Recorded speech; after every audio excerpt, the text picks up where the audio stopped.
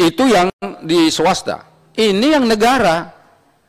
Ini malah lebih sadis menurut saya. Kenapa? Mana ada orang pegawai digaji 150.000 sebulan. Mohon maaf kalau yang perempuan itu ibu-ibu bidan atau ibu perawat itu, kalau 150 mungkin hanya untuk beli apa namanya itu, kosmetik ya ibu ya, skincare bu ya, skincare, atau mungkin ya apa ongkosnya kurang mungkin ini. Kalau ongkos rumahnya agak jauh dari tempat dia bekerja mungkin nggak cukup.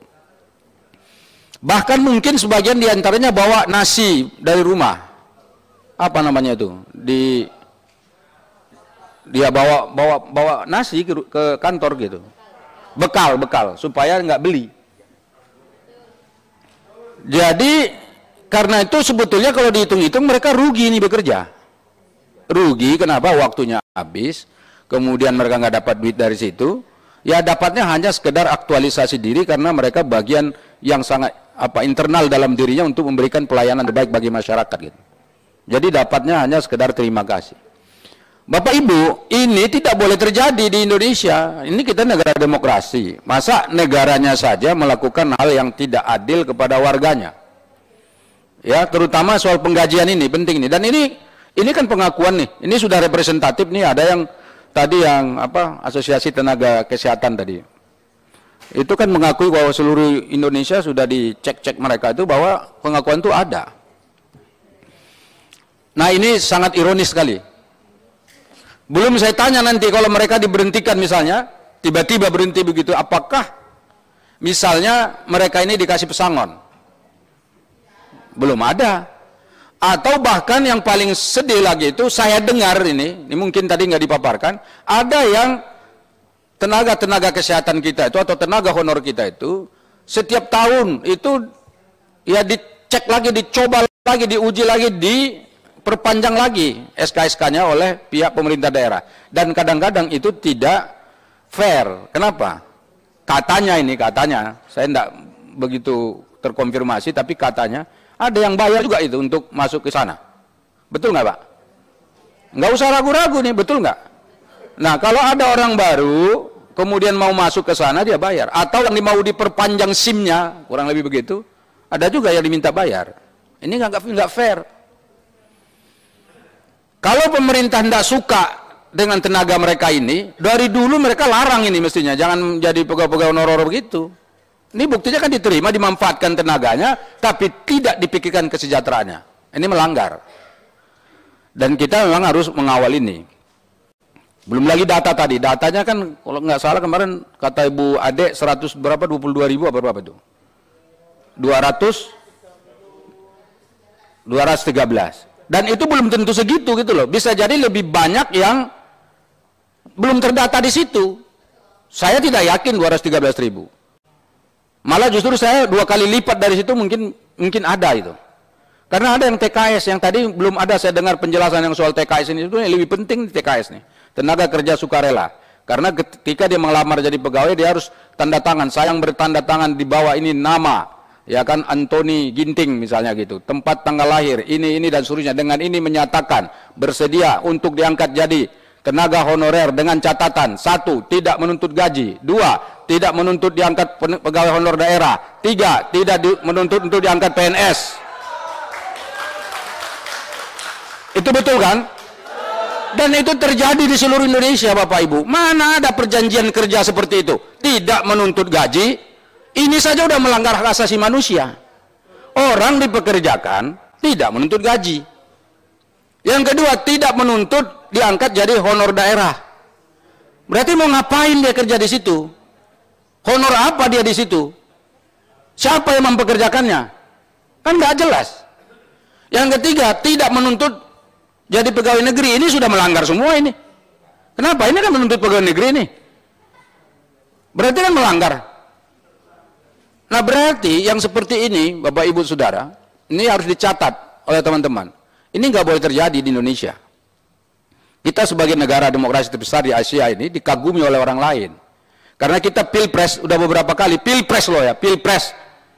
Walaupun ketegangannya kencang antara beberapa pihak para pendukung, tapi alhamdulillah kita tetap damai. Kontribusinya siapa? Masyarakat. Nggak ada yang ribut, nggak ada yang perang. Mestinya negara berterima kasih kepada masyarakat yang menjaga demokrasi kita ini terjalin dengan benar dan terlaksana dengan baik. Itu kontribusi masyarakat. Padahal ketegangannya sampai sekarang masih terasa ini. Padahal udah gabung-gabung kita semua. Tapi ketegangan di masyarakat masih ada. Ini kontribusi. Jangan-jangan nakes ini juga berkontribusi karena ketika mereka melayani itu tidak memandang partai politiknya apa. Ya kan, kalau mereka nanya, datang ke sana berobat, ditanya, kamu partainya apa? Partai A, enggak mau saya suntik, kamu sana aja, mati aja kalian. Kan enggak begitu. Benar nggak Bapak Ibu? Kan bekerjanya atas apa? Dasar kemanusiaan, benar nggak? Apakah Ibu pernah nanya agamanya? Enggak pernah tanya agamanya. Apakah pernah nanya sukunya? Enggak pernah tanya sukunya. Ah, ini kalau orang Bali nggak mau saya, nggak ada Pak. Dan di Bali juga gitu. Di Bali juga kalau kita datang berobat nggak ditanya, kamu orang Batak ya? Enggak Pak. Maka karena itu ini sudah bagus, yang dikerjakan oleh mereka itu bagus, karena itu kita harus memperjuangkan. Itu satu. Yang kedua, Bapak Ibu, ini kan masalah keuangan negara. Ini supaya jelas Pak, clear. Saya kira negara juga tahu kebutuhan terhadap tenaga kesehatan itu memang cukup tinggi di Indonesia. Karena salah satu ukuran tingkat kesejahteraan rakyat di Indonesia ini, selain pendidikan itu adalah kesehatan. Jadi kalau petugas kesehatannya itu tidak seimbang dengan jumlah penduduk, kita jumlah penduduknya 273 juta, tidak kurang dari 237 juta. Dan tingkat natalitas kita, tingkat kelahiran di Indonesia paling rendah 5 juta per tahun, paling rendah. Semakin banyak jumlah penduduk, itu maka semakin banyak ada tingkat natalitasnya. Nah ini kita tidak tahu ini, sebetulnya natalitas itu masih 5 juta atau 7 juta gitu. Katakanlah kita sekarang jumlah penduduk 273 juta. Sekarang saya tanya, berapa jumlah tenaga medis kita yang siap melayani kita? Berapa jumlah dokter umum, dokter spesialis, perawat, bidan di seluruh Indonesia, dan juga petugas-petugas lain seperti farmasi, kemudian yang apa itu, yang bagian ronsen dan seterusnya itu apa? Radiologi ya. Itu berapa di Indonesia yang kita dapatkan, yang kita punya? Sudah sesuaikah rasionya dengan jumlah penduduk kita? Saya hakul yakin dan yakin betul bahwa tidak sesuai. Andai kata seluruh tenaga honor ini diangkat jadi PNS, pasti masih kurang jumlah tenaga yang dibutuhkan untuk melayani seluruh rakyat Indonesia. Terutama yang di daerah pinggiran, di daerah perbatasan, daerah-daerah kecil, di mana orang-orang juga agak segan untuk bekerja, bertugas di sana. Segan loh maksudnya. Yang kita harapkan siapa? Honor ini. Mereka yang mau siap terjun ke daerah-daerah itu. Dan saya yakin kalau mereka diangkat jadi PNS, mereka bisa membuat surat, saya bersedia untuk tidak dipindah dan akan tetap bertugas selamanya di tempat itu. Kan bagus begitu, daripada tidak bersedia, tidak digaji, tidak diangkat honor daerah, tidak diangkat PNS. Itu lebih bagus saya siap untuk ditugaskan di sini dan tidak pindah-pindah. Saya kira Bapak Ibu yang sudah sekarang honor di puskesmas, honor di daerah-daerah, itu pasti siap untuk melakukan itu. Ini bagian kedua, karena itu masalah keuangan negara ini, bagian keduanya ini, supaya Bapak Ibu tahu, ini yang kadang jadi masalah. Pemerintah kita ini belum tentu ada uangnya. Saya ingat dulu di Komisi 9 ini kami sudah pernah berhasil memperjuangkan bidan PTT Bapak Ibu. Kalau pernah ingat tuh, tahun 2017 atau 18 ya? 2018 Bang Ansor ya? 17. Kita mulai dari 2017, diangkatnya 2018. Persisnya. 42.000 orang yang kita angkat dari sini. Jadi Bapak Ibu harus berpikiran positif bahwa Komisi 9 ini, kami di sini ini tentu sangat berpikir untuk mengangkat semua pegawai negeri itu, yang honor untuk jadi pegawai negeri. Tetapi yang 42.000 itu ternyata anggarannya kurang lebih 1 tahun ini paling sedikit 1,2 triliun untuk gajinya saja dan biaya operasionalisasi pelaksanaan dia sebagai PNS. Kan besar. Sekarang kalau kita angkat yang 213.000 tadi, itu yang datanya ada di pemerintah loh ya, belum yang tadi masih bermasalah. Kira-kira berapa anggarannya? Nah ini sekarang negara sanggup enggak? Saya Bapak Ibu, sebelum Bapak Ibu datang ke sini sudah tanya ke Kementerian Keuangan kemarin, Dirjen anggaran negara itu, saya tanya, Bapak sanggup nggak kita membayar atau menggaji mereka kalau mereka semua diangkat jadi pegawai negeri? Jawabannya apa Bapak Ibu? Jawabannya, jika negara membutuhkan pasti kita akan sanggup. Ya, jika negara membutuhkan pasti kita akan sanggup. Pertanyaan saya sekarang, apakah negara membutuhkan? Saya tanya, apakah negara membutuhkan? Tolong dijawab Bapak Ibu. Apakah negara kira-kira membutuhkan yang tenaga honor kita ini? Karena kalau negara butuh, maka karena itu negara harus sanggup untuk membayar. Ya kan? Jadi jangan ada alasan APBN kita ini itu segala macam. Buktinya kita bisa bangun infrastruktur besar-besar itu lapangan udara yang besar itu. Ya kan, jalan tol di mana-mana, tuh kereta api cepat di sana yang sampai sekarang masih mandek itu, kemudian ada yang lapangan udara udah besar-besar nggak dipakai. Banyak kok. Kenapa untuk yang sumber daya manusia nggak kita pikirkan? Bukankah pembinaan sumber daya manusia itu adalah masa depan? Nah, karena itu ini saya kira harus dimasukkan di bagian rekomendasi. Jadi ada dua hal tadi itu, soal pendataannya diperbaiki, kemudian soal keluh kesah dulu tadi.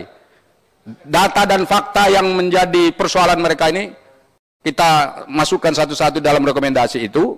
Kemudian yang kedua, soal pendataan kita harus gugat itu, karena di Indonesia ini Bapak Ibu memang data ini selalu bermasalah. Soal data BPJS saja bermasalah. Kemudian yang ketiga, soal keuangan negara harus kita dukung, dan kalau perlu ini kan belum terlambat. Dalam pembahasan anggaran APBN sekali ini tolong dimasukkan dalam rekomendasi. APBN tahun 2023 kita harus pastikan mereka memasukkan dan memikirkan ini, Kementerian Kesehatan. Kalau tidak dipikirkan ini, ya tolong kita negosiasi soal anggarannya, apakah kita setuju atau tidak setuju. Fraksi Partai Amanat Nasional, ya, partai saya mengatakan, kami akan sungguh-sungguh untuk berpikir bagaimana caranya ini nanti kita sampaikan ke menterinya, supaya yang honor-honorer ini jadi pikiran pemerintah, dan kalau perlu ada afirmasi positif, supaya mereka ini bisa segera diangkat menjadi ASN. Walaupun tidak semua, tapi ada roadmap-nya. Setiap tahun berapa yang diangkat. Supaya dengan demikian secara perlahan problem ini bisa kita tuntaskan. Dan ke depan ditata lagi bagaimana sistem dan mekanisme pemilihan dan pengangkatan pegawai negeri di Indonesia dan pegawai honorer. Jangan sampai negara saja melakukan tindak kekerasan dalam tanda petik psikologis kepada orang-orang yang dipekerjakan. Dan saya kira ini menjadi catatan penting dari fraksi Partai Amanat Nasional. Terima kasih Bapak Ibu Saudara, mudah-mudahan ini rekomendasi ini bisa dimasukkan di dalam rekomendasi panja ini khusus, ya. Dan saya tidak bertanya kepada Bapak Ibu semua karena saya sudah banyak mendengar baik secara langsung di dapil saya maupun dari organisasi-organisasi yang mengirimkan ke saya. Alhamdulillah dalam 2 hari ini ada beberapa yang mengirimkan ke saya, bahkan anggota-anggota DPRD saya di daerah, karena mereka tahu ada acara ini, juga mengirimkan surat resmi kepada kami untuk membicarakan ini dan memperjuangkan ini. Dengan demikian ini sungguh-sungguh sangat serius di mata teman-teman juga di daerah dan tentu di mata kami di DPR RI ini. Terima kasih. Nasrullah wa fathun qarib.